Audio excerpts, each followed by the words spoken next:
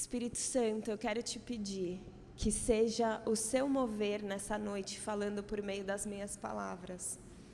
Senhor, nós estamos reunidos aqui porque nós desejamos te ouvir e a sua palavra transforma.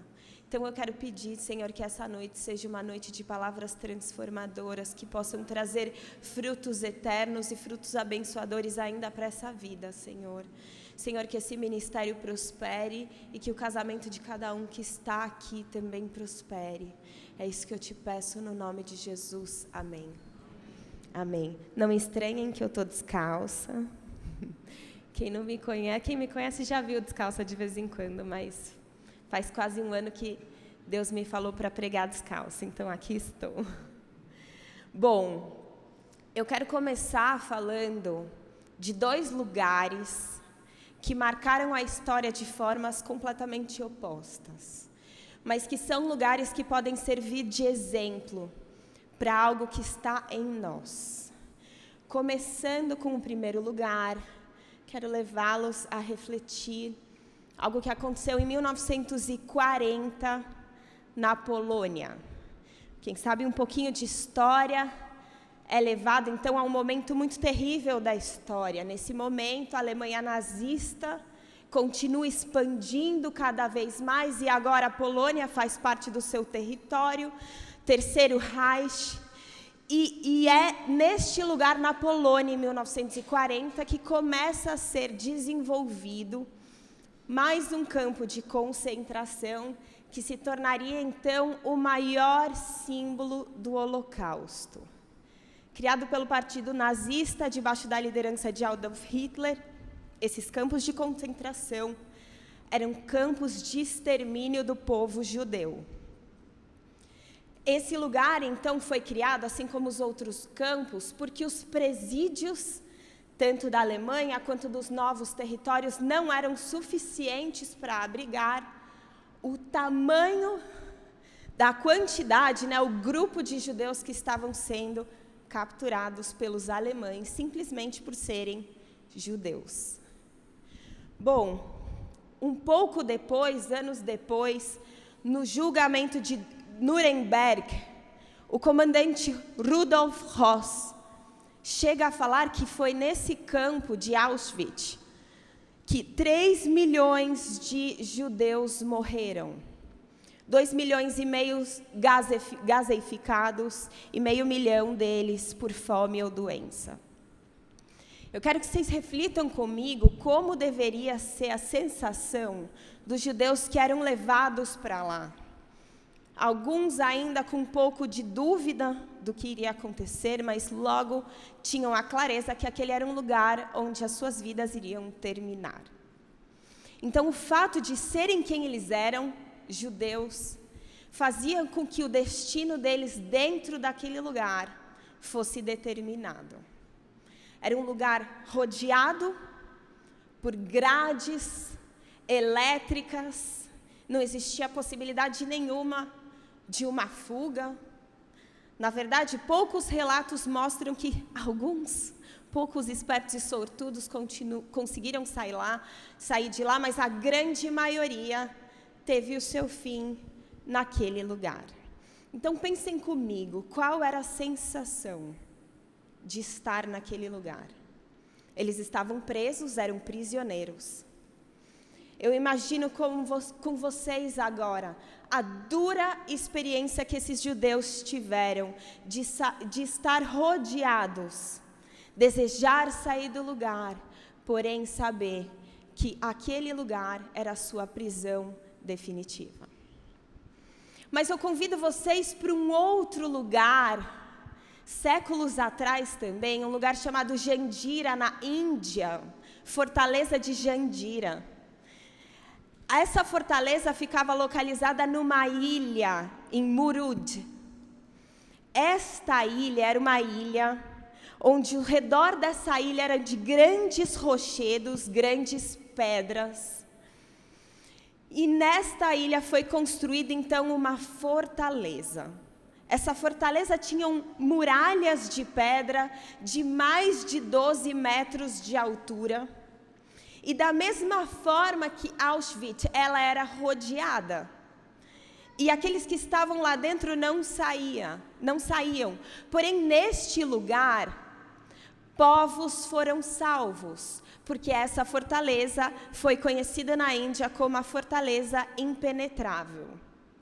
Naquela época, então, as guerras entre povos, entre todos indianos, mas que se tratavam como povos diferentes, eram guerras sanguinárias. Também eram guerras de extermínio, assim como alemães queriam matar judeus, povos indianos, uns querendo matar outros, e muitas vezes povos que não eram indianos. Porém, quem estava dentro da fortaleza de Jandira se sentia protegido.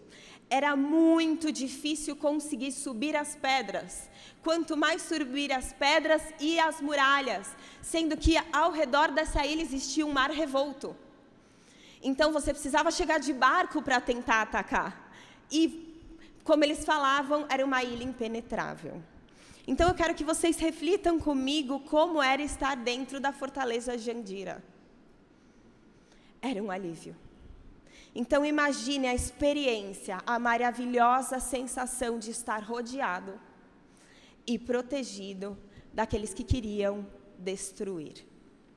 Então a gente pode pensar 2 lugares completamente extremos, um que exterminava e o outro que protegia do extermínio, mas ambos eram lugares fechados, onde ninguém saía, porém traziam situações e sensações completamente opostas. E é sobre essa reflexão que eu quero tratar essa noite, a palavra que eu vou tratar, que é baseada num versículo que está em Provérbios 4, versículo 23. Esse versículo é um versículo muito conhecido, mas eu quero que a gente possa olhá-lo com uma profundidade diferente nessa noite e trazer essa profundidade para a reflexão do nosso casamento e de como o nosso ser pode transformar o casamento que temos. O versículo fala: sobre tudo o que se deve guardar, guarda o coração, porque dele procedem as fontes da vida. Guardar. Aqui todo mundo fala, tá, você tem que tomar cuidado com o seu coração, porque é uma área importante da sua vida. Mas eu quero aprofundar um pouquinho, olhando o significado da palavra guardar no hebraico, que é a língua original, que foi escrito o livro de Provérbios pelo rei Salomão. Rei Salomão, o homem que foi considerado o homem mais sábio da história. E ele só teve essa sabedoria elevada porque Deus perguntou: o que é que você quer? Eu vou te dar, realizar um desejo, me peça algo. E Salomão pediu sabedoria para governar bem o povo. Então ele se tornou não só um homem sábio, mas divinamente sábio, recebendo uma porção da sabedoria diretamente de Deus. E foi esse homem que mandou a gente guardar o nosso coração. Só que prestem atenção, a palavra guardar, na grande maioria dos textos bíblicos e dos textos de Provérbios, porque essa palavra ela é várias vezes dita pelo rei Salomão, como por exemplo no versículo 21, um pouquinho acima, ele fala: não os deixe apartar dos seus olhos, guarda-os no mais íntimo do coração. Aqui está falando dos ensinamentos. Essa palavra guarda, na maioria das vezes, ela é a palavra chamar. Chamar não é chamar em português, tá? É S-H-A-M-A-R. E ela significa guardar, ter a incumbência de vigiar, manter vigilância e custódia. Então, é tomar conta. Na maior parte das vezes ele fala, toma conta do seu coração, o rei Salomão fala. Porém, o rei Salomão, com seu estilo poético de escrever, muitas vezes ele vai alternando as palavras. E no texto seguinte, que chega no versículo 23, que eu li com vocês, Quando ele fala guarda o seu coração, ele usa outra palavra. Essa palavra é a palavra mishmar. Ela tem a mesma raiz, porém ela significa lugar de confinamento, prisão, guarda, cárcere, posto de guarda. Percebam, todos os textos da Bíblia que falam a respeito de prisão, usam essa palavra, mishmar. Então, peraí, calma. Você está me falando que o rei Salomão está mandando a gente o quê? Trancar o nosso coração, aprisionar ele lá no canto, guardar, e eu estou aqui. Ele não entra, ele não sai, ele fica bem guardadinho ali. E eu estou de vigilância. A gente pode entender, aqui não vamos pensar somente pelo lado negativo. Mas o que faz a gente querer trancar uma coisa bem escondida? A primeira coisa que eu penso é que a gente quer guardar bem escondido aquilo que vale muito, certo? Se um dia você ganhar um diamante de milhões, com certeza você não vai colocar na gaveta da sua cabeceira. Minimamente o que você vai fazer é comprar um cofre bem bom e você vai trancar o diamante lá dentro. Se não, você vai procurar um lugar mais seguro do que a sua casa. Vai pagar alguém muito bem para que essa pessoa coloque em confinamento, coloque preso, sob vigilância poderosa de pessoas, com seguro pago. E é isso que o rei Salomão fala, então. O coração deveria ser tratado dessa forma. Mas também tem outra razão que faz a gente querer trancafiar algo. Que é o quê? Se esse algo for muito saidinho e ficar querendo toda hora sair para fazer besteira. Alguém aqui é pai de adolescente? A verdade é que todo pai de adolescente tem uma certa vontade de, a partir da sexta-noite, trancar o seu filho no quarto e só abrir na segunda de manhã para ir para a escola. Tô mentindo? Tô mentindo, sim ou não? Então, eu acho que a segunda razão de fazer a gente querer aprisionar alguma coisa ou alguém é se essa coisa for um pouco descontrolada, estiver fora dos eixos e a gente não conseguir dominar, então vamos trancar. Então, o coração eu diria que tem um pouco dos dois. Vale como um diamante e é saidinho como um adolescente. Mas assim como eu falei a respeito de uma prisão e de uma fortaleza, a reflexão que eu quero trazer para mim e para vocês nessa noite é a seguinte: o seu coração pode viver esses extremos.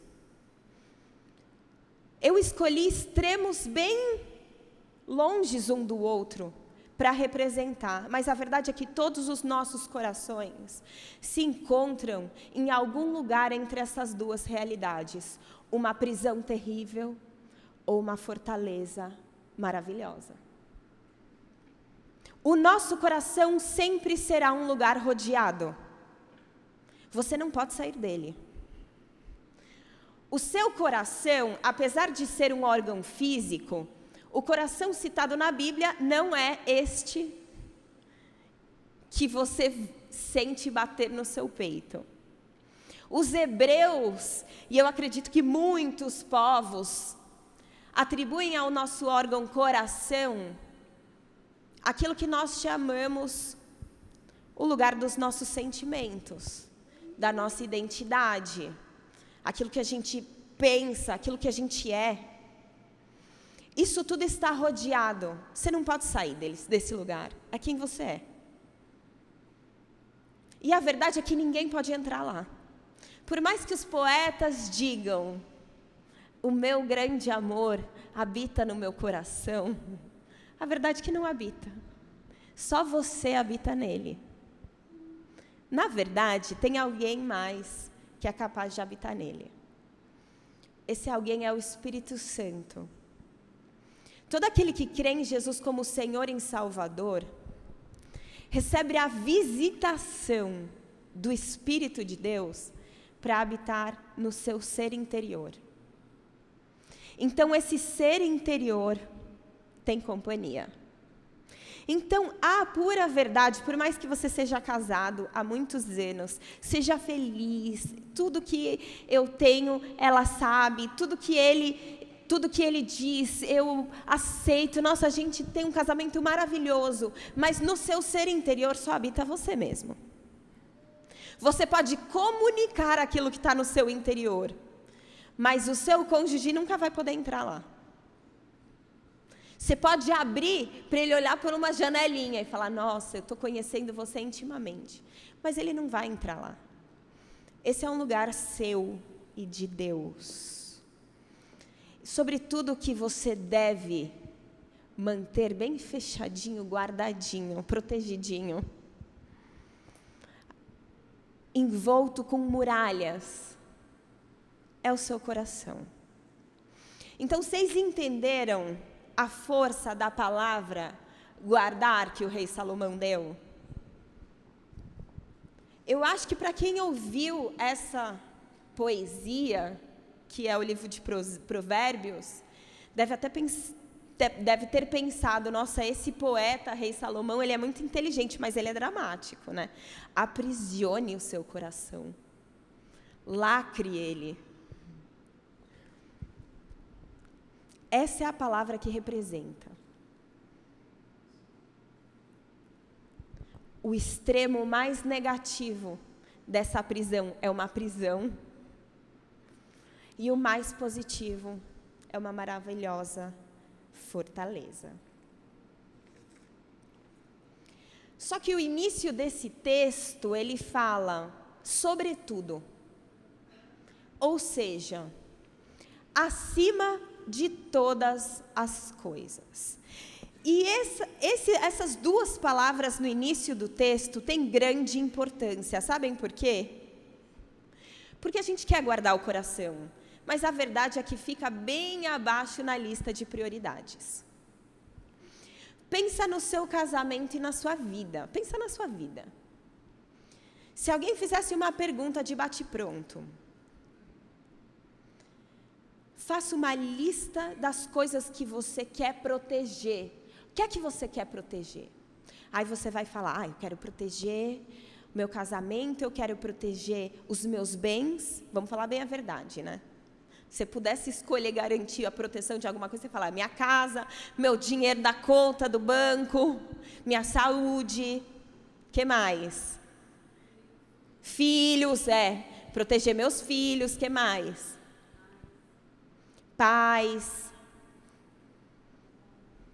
Eu quero proteger muitas coisas. Talvez a gente nem lembrasse o coração. Mas Salomão, ele não só diz para guardar o coração, mas ele fala para guardar antes de outras coisas. Imagina se o esforço que a gente faz para cuidar das nossas coisas físicas tivessem o mesmo empenho. Na mesma forma, a gente se empenhasse para guardar o coração. Talvez a vida seria um pouco diferente.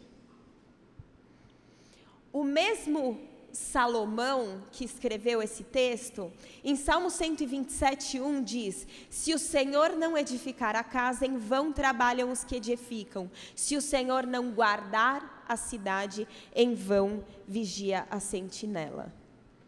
Aqui ele traz um outro ensinamento que fala a respeito da vontade do homem guardar o que é exterior.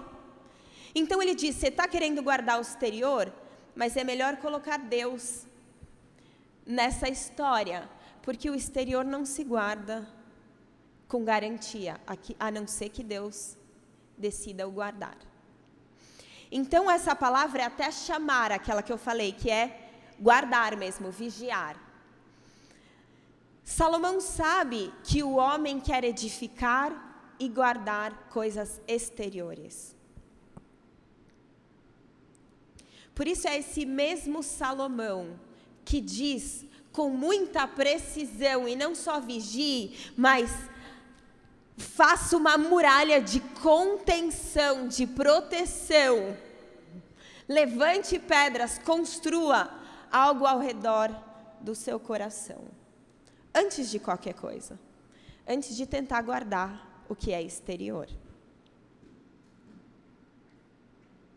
Voltando ao texto, acima de todas as coisas, o que se deve proteger com todas as forças, trancar, botar sentinelas na porta, guardar o seu coração.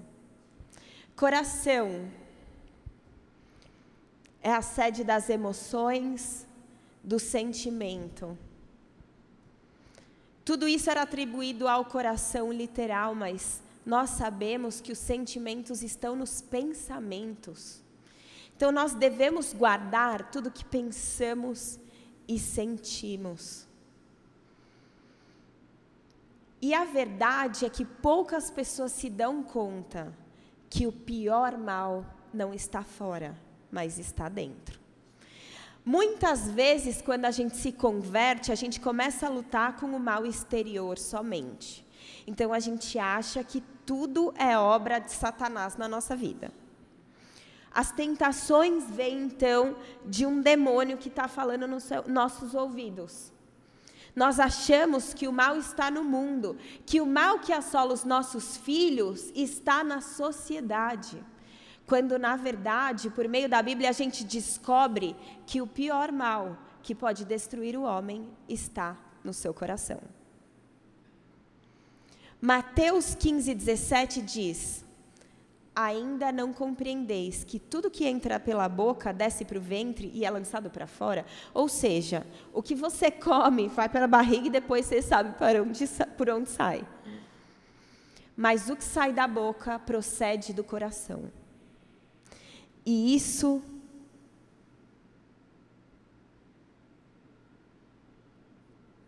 contamina o homem. O que está no homem, o que está no seu coração, que procede do seu coração, é o que te contamina. Às vezes a gente está preocupado com a sociedade e a cultura que contaminam e esquecemos do nosso coração, que nos contamina. E o versículo que continua diz: porque do coração procedem os maus pensamentos, mortes, adultérios, fornicação, furto, falsos testemunhos e blasfêmias. O livro de Tiago diz: não é Deus que está nos tentando, nem o mundo. A verdade é o que está nos destruindo é a cobiça do nosso próprio coração. Então a Bíblia ensina que o mal que existe no nosso coração, porque somos natureza decaída, a partir do momento que o homem se separa de Deus, ele tem um DNA, todo ser que nasce, em determinado momento da sua infância, vai começar a manifestar uma natureza decaída. E o mal nasce no nosso coração. Então, quando nós guardamos o nosso coração, não só nós estamos protegendo ele de algo exterior que pode contaminá-lo, mas de algo interior que também o contamina. Nós estamos tomando conta do que acontece dentro dele. Dentro desse coração aqui, eu vou mandar, eu vou cuidar. E no dia que eu aceitei Jesus, eu convidei o Espírito Santo, e é essa parceria que faz dar certo. Só tem uma parceria que faz dar certo guardar o coração de dentro para fora, e essa é a parceria do Espírito Santo.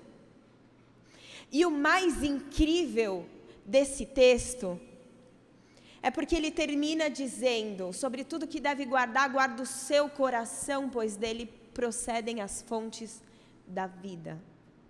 O mesmo coração que é contaminado pela maldade humana, o seu pecado nasce no seu coração, é nesse mesmo coração que está a fonte de vida que te faz limpar os pecados que nascem nele. Se essa fonte de vida for só você, a sua carne, existe bondade no coração humano? Existe. porque somos imagem e semelhança de Deus, existe bondade também no coração daquele que não é cristão? Não é verdade? Quando a gente convive com pessoas não cristãs, elas também manifestam certa bondade em seus corações, assim como manifestam maldade. Mas a bondade e a vida que sai do coração, simplesmente do homem, da carne do homem, é pequena, perto da maldade que sai de lá também. Mas a palavra de Deus diz que Jesus é a fonte de água viva. E essa vida que flui no nosso coração, a partir do momento que o Espírito Santo começa a ministrar, esta vida, ela é muito maior. E ela é muito mais transformadora. E é esta vida que pode fazer o seu coração ser verdadeiramente guardado. Então eu falei de forma conceitual a respeito do seu coração, certo? O seu coração é mais importante do que você imagina. E você é responsável por ele. Você precisa se posicionar como responsável por ele. E aqui, falando um pouco a respeito de casamento, o que eu quero falar para vocês é, nesse versículo que fala sobre tudo o que deve guardar, guarda o teu coração. E o que a gente vê nos casamentos é muitas vezes a gente louco para guardar o coração daquele que a gente casou. Ah, como a gente quer dominar o coração do marido. Na verdade, mulherada, a gente quer dominar. Mas a verdade é que você não é capaz de guardar o coração dele. A gente vê até casamento que a esposa acha que o marido é perfeito. E o que o marido está fazendo é guardando o coração dela. Está escondendo os pensamentos dele, está escondendo realidades que estão lá bem guardadinhas e que ela nunca vai saber se ele não contar. Da mesma forma, mulheres que dizem muito o que os seus maridos devem fazer, mas dizem pouco para si mesmo o que o seu coração deve fazer. Espiritualmente, nós temos responsabilidade sobre nós mesmos, sobre o nosso coração. É claro que num casamento nós geramos uma atmosfera mais favorável para que o nosso cônjuge guarde o seu próprio coração ou não. Mas a sua responsabilidade perante Deus é sobre o seu próprio coração.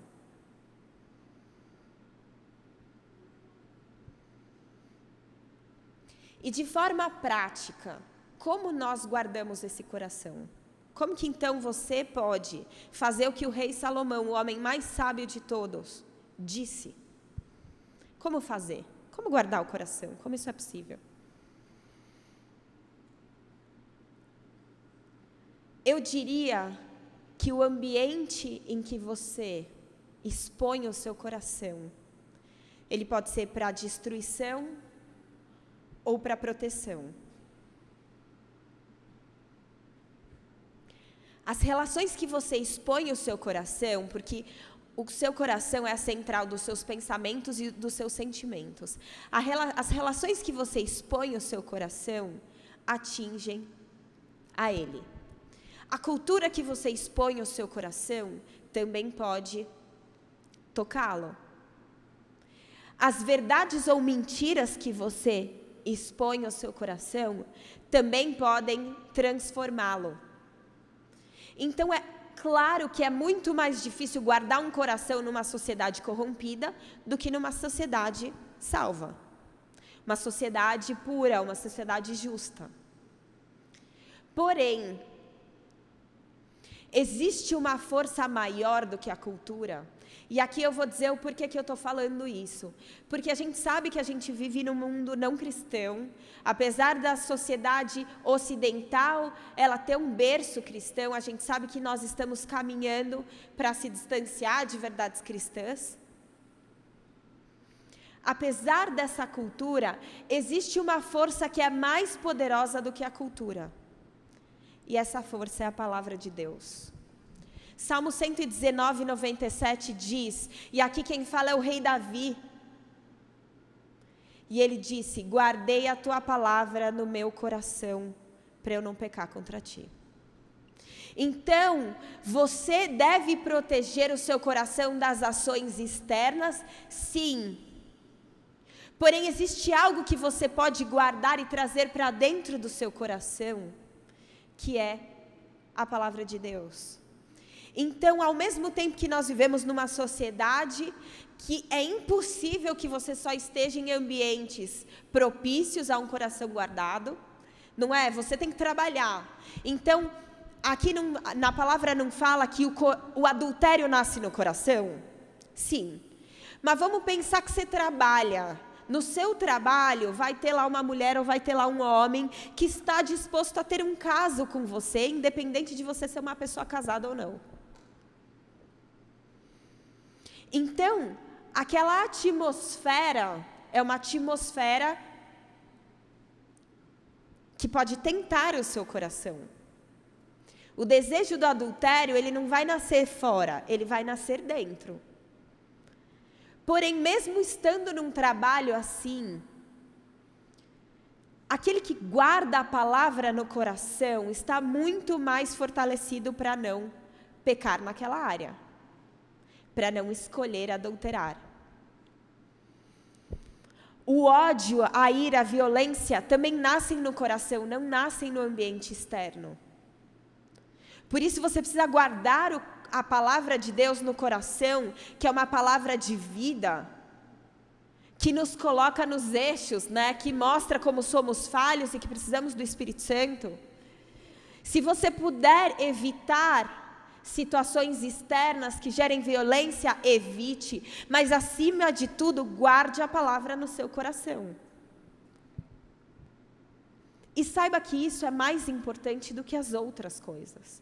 E para o seu casamento dar certo, não existe nada mais importante do que você, todo dia, visitar seu coração. Porque tem gente que esconde o coração do outro, mas tem gente que chega a esconder o coração de si mesmo. Existem pessoas que fingem que não estão vendo aquilo que está nascendo no coração. E o que a Bíblia diz é que você tem que vigiar lá dentro. Você tem que visitar esse coração. Você tem que saber o que está acontecendo. E você precisa, guardar. Porque o Espírito Santo de Deus, apesar de habitar em nós, ele não é um ditador. Porque nós não somos possuídos.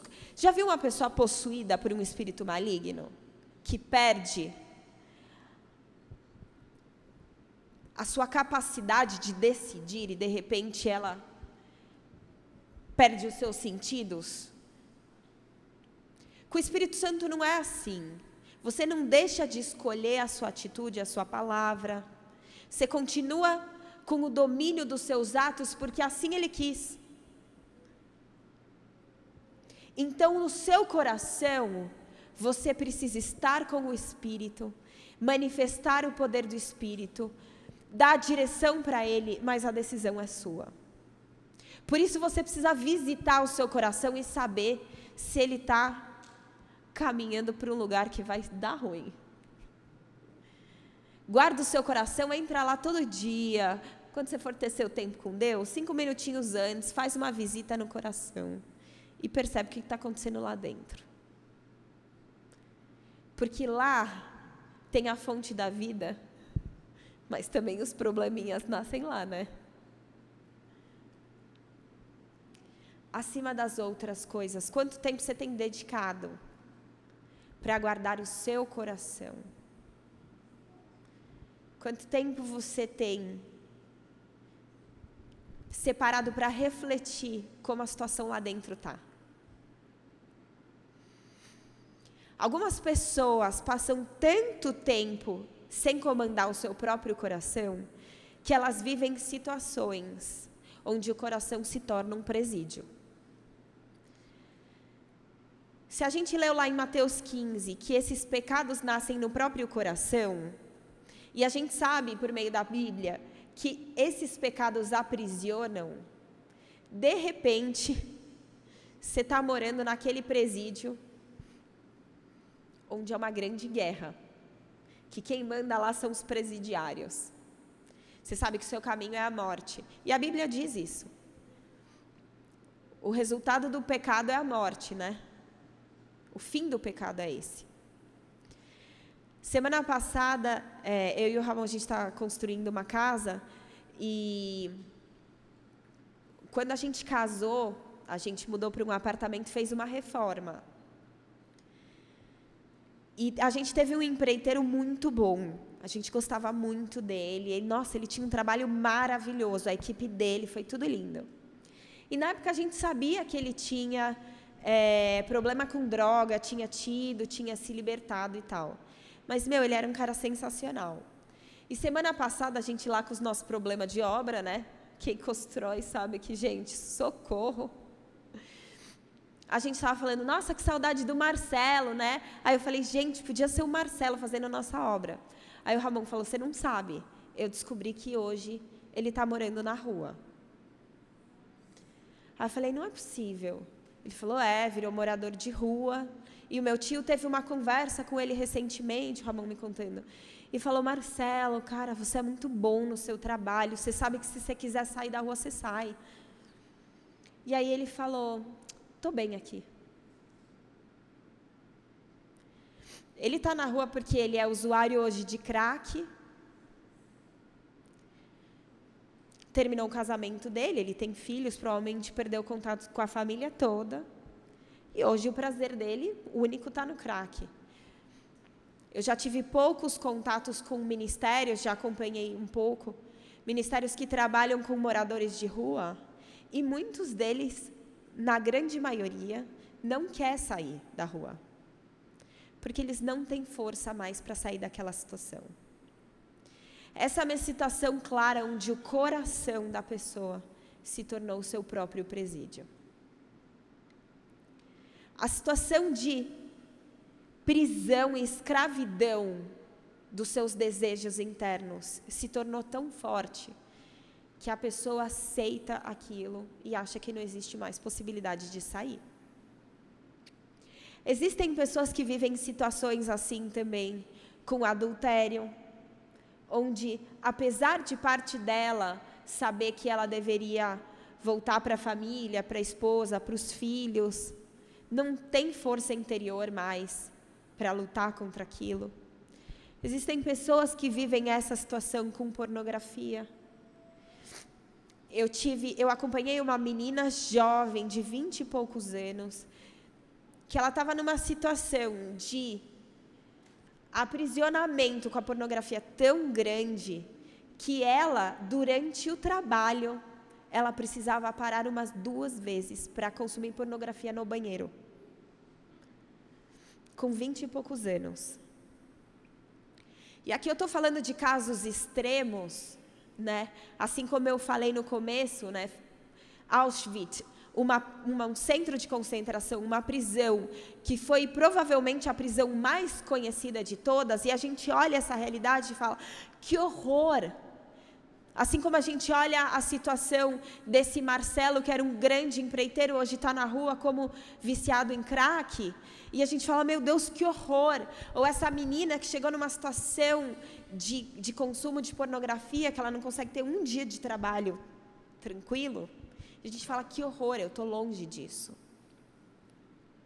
Mas, muitas vezes, a gente, por não guardar, não vigiar direito o nosso coração, a gente não percebe que a gente está cada vez mais perto de tornar o coração um presídio. Mas, do outro lado, existe uma outra realidade. A realidade da fortaleza. daquela pessoa que constrói um estilo de vida de guardar o coração com tanta forma, de forma tão intencional, que o coração começa a se tornar uma fortaleza. Existem pessoas na história que morreram pelo Evangelho, sofreram perseguição e não desistiram de um ideal. Pessoas que foram fiéis à sua sociedade, ao seu ideal, a Cristo até a morte, porque circunstâncias externas não foram capazes de atingir um coração que era uma fortaleza. Existem casamentos que superam morte de filho, questões financeiras de perderem tudo, mudanças de cidade, traições, e permanecem até o fim da vida. Pessoas que sabem perdoar, pessoas que sabem dar novas chances, pessoas que conseguem construir o amor em circunstâncias adversas, porque o seu coração se tornou uma fortaleza. Existem pessoas que não abandonam a fé por nada. Pessoas que conseguem agir em amor, amando inimigos. Jesus pregou o Evangelho não só de pessoas que amam, não só pessoas que amam amigos, mas pessoas que amam qualquer um. Um coração que é capaz de amar um inimigo é um coração que se tornou uma fortaleza de proteção. Porque o mal que o outro é capaz de fazer não atinge mais o fundo do seu coração, mas bate numa muralha. E o amor que está lá dentro continua intacto e capaz de agir com retribuição àquele que te feriu, com um amor genuíno. A Bíblia prega um amor não fingido, não hipócrita, que tudo espera, tudo suporta, não arde em ciúmes. Esse evangelho puro de Jesus, o evangelho doutrinário de Paulo, ele só é possível em corações que são fortalezas. E o que a gente vê na igreja nos dias de hoje, e talvez na igreja dos últimos séculos, é uma igreja onde pessoas muitas vezes não conseguem construir em seu coração essa fortaleza, onde quem manda é o Espírito Santo, porque elas esqueceram de um princípio básico ensinado pelo rei Salomão: guardar o seu coração. Guardar um coração é um estilo de vida, onde aquilo que está dentro é mais importante do que está fora. E na nossa vida a gente está gastando muito tempo com o que está fora. Seja uma construção intelectual, seja uma construção de carreira, seja cuidar para que seus filhos estejam limpos, aprendendo, se divertindo, construir um casamento que viaje bastante. Procuramos aceitação externa e gastamos pouco esforço para guardar o que está dentro. Nós aceitamos um interior de qualquer jeito, se o exterior estiver indo bem. Então a gente não analisa o nosso próprio coração, não entrega as chaves do comando para o Espírito Santo que habita em você, e muitas vezes, mesmo ele sendo Deus, ele permanece em silêncio no seu ser interior, porque você não dá ouvidos a ele. A principal forma do Espírito Santo falar é a Bíblia. E ele fala por meio da Bíblia algo que é muito difícil de fazer. Então, já que você não vai conseguir fazer sozinho, ele dá a mão dentro do seu coração, onde ele habita com você, no seu ser interior, e só ele é capaz de te ajudar a fazer. Essa é a construção de uma evolução espiritual, santificação, transformação. Não importa como você chama, mas você precisar passar do velho eu para a nova criatura. É esse processo que faz parte do guardar o seu coração, porque a evolução que o Evangelho de Cristo faz é interior. Você nunca vai ser uma boa esposa e um bom marido se você não deixar o seu interior ser transformado. Porque no seu interior é onde vão nascer as piores versões de você. É lá dentro que você vai ter que cuidar disso, resolver isso. Mas também é no seu interior onde existe uma fonte de água viva. Eu vou pedir para você fechar os seus olhos agora.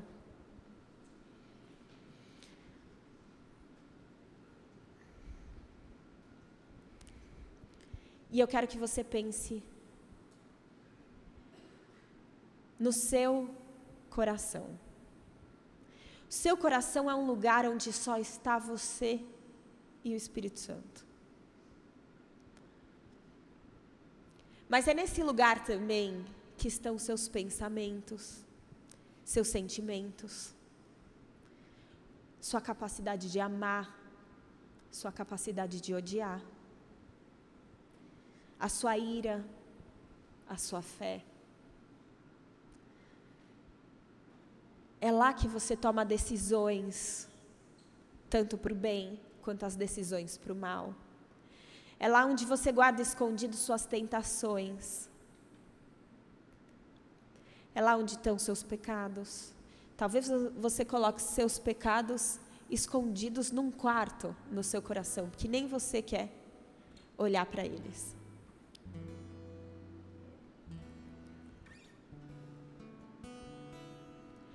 Mas é nesse mesmo coração que existe uma fonte.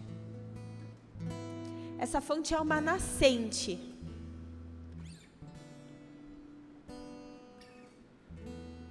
E essa fonte, ela pode estar esquecida num canto. Ela pode estar fraquinha.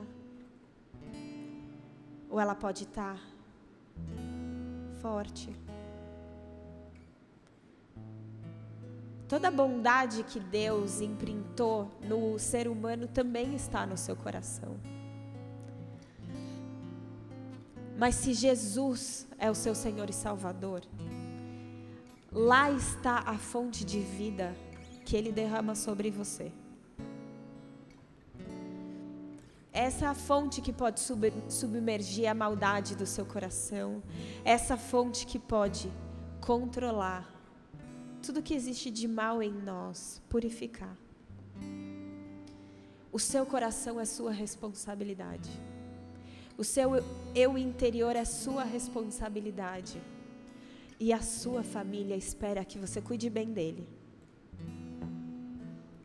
Deus espera que você cuide bem dele. Deus,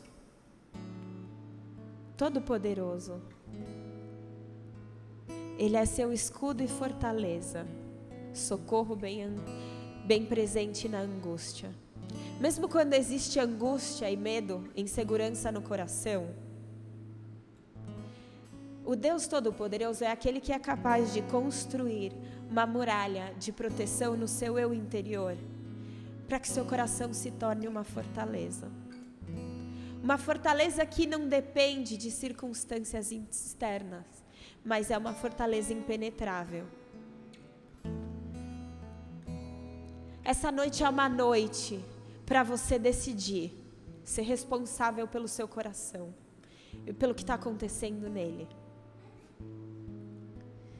Eu vou fazer um apelo agora, mas como eu não quero que ninguém se sinta exposto, eu vou pedir para todo mundo levantar. Fica de pé agora.